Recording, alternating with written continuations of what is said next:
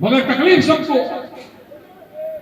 अरे इतना तकलीफ, कल हम लोग अहमदाबाद में थे, जलसा किए। आज दोपहर को अहमदाबाद से मैं, ओवैसी साहब, साबिर कावलीवाला साहब, माजिद हुसैन साहब, हम सब, हमारी पूरी टीम गुजरात अहमदाबाद से ट्रेन पकड़ के सूरत के लिए रवाना हुए। कौन सी ट्रेन पकड़े? वंदे भारत एक्सप्रेस। अरे मोदी जी, ये क्या हो रहा है? कभी वंदे भारत के सामने जानवर आ जाते हैं। और सुनिए, आज सूरत पहुंचने को 22 से 25 किलोमीटर बाकी था, क्योंकि वंदे भारत में स्क्रीन लगाया हुआ है, उसमें दिखता है कितना किलोमीटर बाकी है, तब सूरत में पहुंचने वाली है ट्रेन। हम सब बैठ कर देख रहे, इतने में धार से पत्थर आकर गिरता है ट्रेन के कांच के ऊपर। बैरिस्टर असदुद्दीन ओवैसी साहब बैठे हुए हैं, साबिर काबलीवाला साहब उनके पीछे है, मैं साइड में, वहां पर एक कांच आता है और ट्रेन का कांच क्रैक कर देता है पूरी तरह से। मैं आपको फोटो दिखा सकता हूं, मीडिया वाले के पास, मेरे पास मोबाइल में फोटो सब पड़े हुए। इतना भारी पत्थर कि कांच के पूरा क्रैक हो। फिर एक दूसरा पत्थर आया, 1 मिनट भी नहीं हुआ होगा, 10-15 सेकंड में किसी ने 2 पत्थर लगातार उठा के मारे। ओवैसी साहब ट्रेवल कर रहे हैं। अरे तुम पत्थर मार लो मोदी जी, तुम आग बरसा दो मोदी जी, लेकिन ये हक की आवाज ना कभी रुकी है, ना रुकेगी, ना इंशाअल्लाह कभी रुकेगी। मेरा नाम DH गौर है। मैं SDPO वेस्टर्न रेलवे सूरत विभाग में मेरी जवाबदारी है।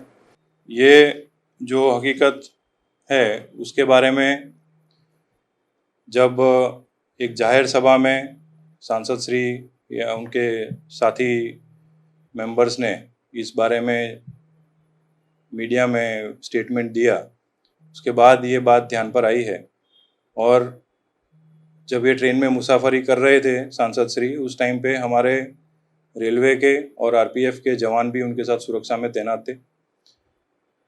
जिस समय मुसाफरी के दौरान जिस सीट का कांच क्रैक हुआ है, उस यात्री के द्वारा सूरत पहुंचने पर इस बात की जानकारी देने में आई थी। और ट्रैवलिंग के दरमियान ये जानकारी सांसद श्री या उनके साथ ट्रैवल कर रहे दूसरे साथी मेंबर्स के द्वारा हमको बताने में नहीं आई, और वो सूरत स्टेशन पे उतरने के बाद भी इस बारे में कोई जानकारी नहीं दी गई। साथ में इस मामले में तहकीकात करने पर ये पता चला है कि अंकलेश्वर और भरूच के बीच में रेलवे अथॉरिटीज़ द्वारा ट्रैक पर मरम्मत का काम चल रहा है। पिछले 2-3 दिनों से काम चल रहा है। इस काम में जो मेटल और ट्रैक का रिपेयरिंग के काम के दौरान ऐसी संभावना रहती है, ऐसा रेलवे अथॉरिटीज़ द्वारा क्लेरिफाई किया गया है कि मेटल पार्ट्स या तो पत्थर उछलने के बनाव बनते हैं।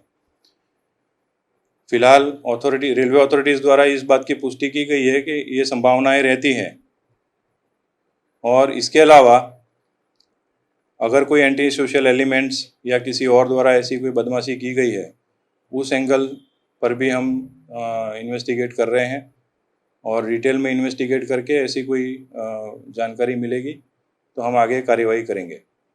RPF की सुरक्षा टीम प्लस हमारी GRP की सुरक्षा टीम उनके साथ ही थी।